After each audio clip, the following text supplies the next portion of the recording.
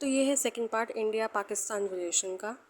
इसमें हम 1965 के आगे से पढ़ेंगे, मतलब कि 1971 से की वॉर से स्टार्ट करेंगे। अब आते हैं हम 1971 की वॉर से। बांग्लादेश जो बना वो हम यहाँ पे बात करेंगे। तो हम जानते हैं कि किसी पर्टिकुलर नेशन को इंडिपेंडेंस या क्रिएशन में, उसके पीछे कुछ रीजंस होते हैं कि वो किसी चीज़ से परेशान होता है या कोई बाहरी इन्फ्लुएंस होता है। तो हम यहाँ पे देखते हैं ईस्ट पाकिस्तान जो कि अब बांग्लादेश है, वहाँ पे जो इकनॉमी थी वो डोमिनेटेड किसके द्वारा की जा रही थी? बिजनेसमैन के द्वारा, जो कि वेस्ट पाकिस्तान के थे। और वेस्ट पाकिस्तान एक तरीके से प्रेशराइज कर रहा था ईस्ट पाकिस्तान को, अपना डोमिनेशन हेजेमनी इस्टेब्लिश करने की कोशिश में वो था। और उर्दू को भी ऑफिशियल लैंग्वेज डिक्लेयर कर दिया गया था पाकिस्तान की, जबकि बंगाली लैंग्वेज जो है वहाँ पे उसे रिजेक्ट कर दिया गया था। जबकि हम जानते हैं कि बांग्लादेश में या ईस्ट पाकिस्तान जो उस टाइम पे था, वहाँ पे बंगाली स्पीकिंग लोग ज़्यादा थे। और हम ये भी देखते हैं कि 1970s में वहाँ पे जो इलेक्शंस हुए, वहाँ पे आगामी लीग जो थी वो शेख मुजब्बर रहमान के अंडर में थी और वहाँ पे इलेक्शंस वो जीती थी। लेकिन वहाँ पे हुआ क्या कि उन्हें डिनाई कर दिया गया इस इलेक्शन से और ऑफिस देने से मना कर दिया, पीएम पोस्ट देने से मना कर दिया गया। और जो मिलिट्री के कमांडर थे, डिक्टेटर कह सकते हैं हम उन्हें, जनरल याहब खान, उन्होंने अरेस्ट कर लिया मुजब्बर को और उन्हें क्या किया? इम्पोज कर दिया उन पर martial law. Through out 1970s और 71 का जो एरा था उस टाइम पे ईस्ट पाकिस्तान में, वो वहाँ पे सिविल वॉर का एरा फेस कर रहा था। तब इंदिरा गांधी जो उस टाइम पे पीएम थी, उन्होंने बोला कि war has been forced on us. और इंडिया ने हेल्प करी किसकी? जो ईस्ट पाकिस्तान का, उनकी। और इंडिया की हेल्प किसने करी? यूएसएसआर ने, जो अब रशिया कहलाता है। तो इंडिया ने यूएसएसआर की हेल्प ली और एक ट्रीटी साइन करी 1971 में, जिसे हम कहते हैं treaty of peace, friendship and corporation. और यहाँ पे आमने सामने पाकिस्तान और इंडिया थे।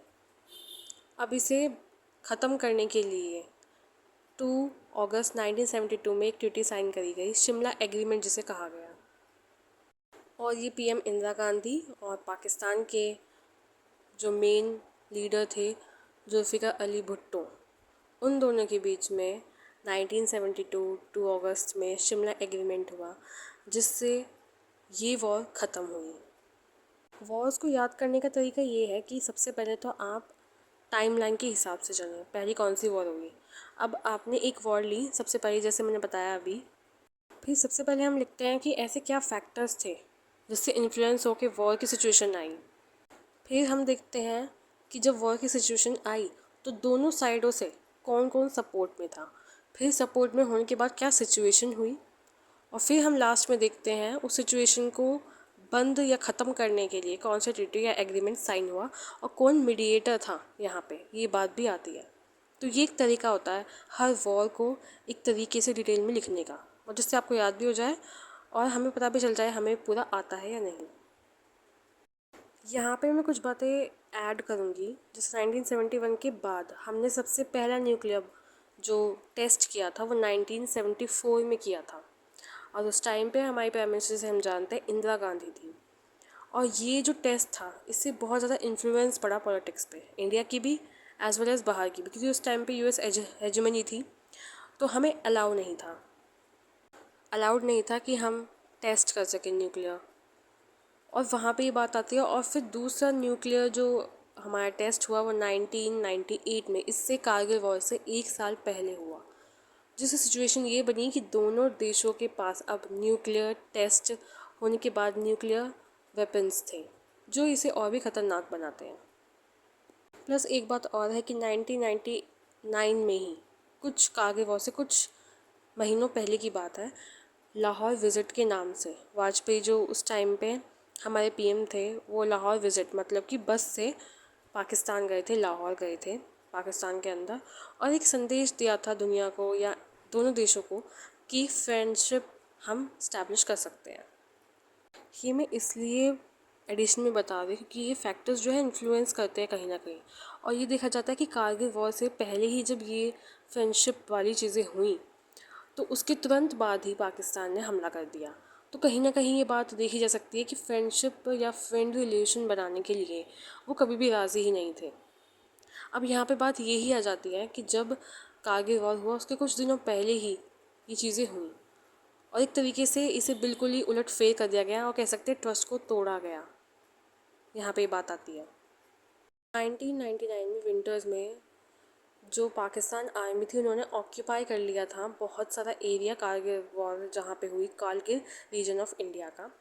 और ऑपरेशन विजय के नाम से इंडियन आर्मी ने वहाँ पे चलाया और इसका मुंह तोड़ जवाब दिया।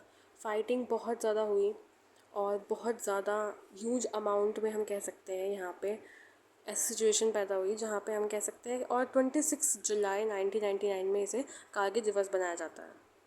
अब हम पढ़ेंगे 20s से अब क्या हुआ।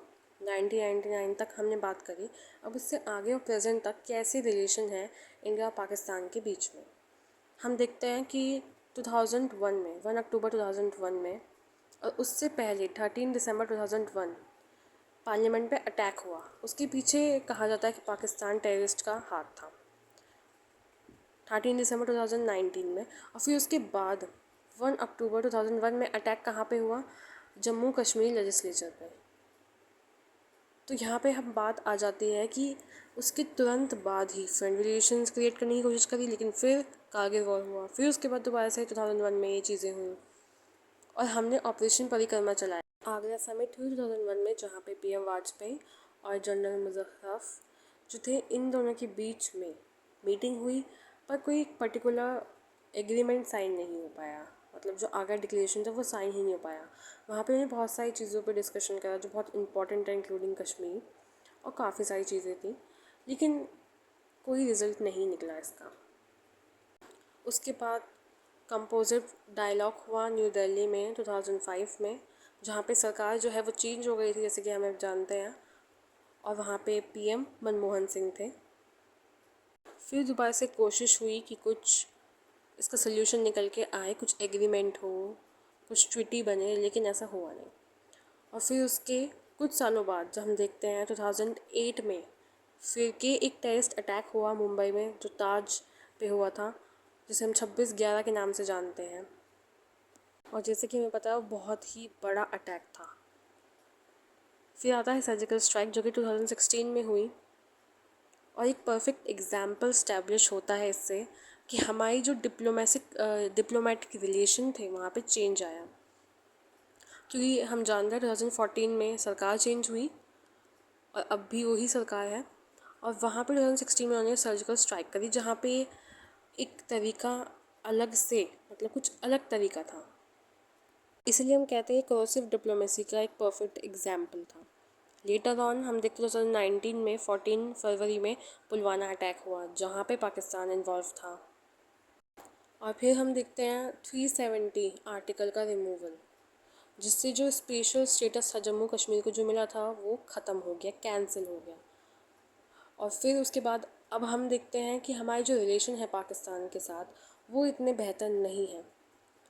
हम देखते हैं कि यहाँ पे फ्रेंड रिलेशन तो बिल्कुल भी नहीं है, यहाँ पे इस टाइम पे क्रोसिव डिप्लोमेसी हम देखते हैं। तो यहाँ पे हमने इम्पॉर्टेंट वो देखी जो सबसे बड़ा रोल प्ले करती है किसी भी देश के रिलेशन को बताने के लिए। अब हम आते हैं टाइमलाइन, जो मैंने सबसे स्टार्टिंग में ही बताया था कि मैंने एक टाइमलाइन तैयार करी जिसमें हम जान पाएंगे कि 1947 हिस्टोरिकल बैकग्राउंड से, मतलब जहाँ से इंडिपेंडेंस मिली और अब तक प्रेजेंट तक क्या क्या इम्पोर्टेंट इश्यूज़ आए और इम्पोर्टेंट क्या क्या घटा। तो सबसे पहले हम जानते हैं 1947 में पार्टीशन हुआ, 1948 में जम्मू कश्मीर पे वॉर हुई, 1960 में ट्रीटी हुई इंडस रिवर वाटर जो डिस्ट्रीब्यूट था उसके लिए, 1965 में पाकिस्तान के साथ वॉर हुई दोबारा से, 1971 में बांग्लादेश क्रिएट हुआ उस वॉर से, और 1998 में लाहौर विजिट में जो मैंने अभी बताया, और 1999 में कारगिल वॉर, 2001 में पार्लियामेंट पे अटैक, 2008 पे मुंबई में अटैक, 2016 में सर्जिकल स्ट्राइक हुई, और 2019 पुलवामा अटैक और साथ के साथ रिमूवल ऑफ आर्टिकल 370। इस टाइमलाइन से आपको ये याद रहेगा कि क्या क्या चीज़ें मुझे पेपर में लिखनी है या क्या क्या मुझे याद करनी है। और इसके अंदर मैंने आपका वॉर जो थी सारी की सारी वॉर ये भी बताया कि उस वॉर को कैसे एक्सप्लेन करना है, उसमें क्या इंपॉर्टेंट पॉइंट्स आपको याद करने हैं। और अगर आपको ये सारी चीज़ें 2-3 चीज़ें मैंने आपको बताई अगर याद है तो आप आसानी से आंसर लिख सकते हैं और आसानी से इसे रिकॉल भी कर सकते हैं। यहाँ तक देखने के लिए थैंक यू।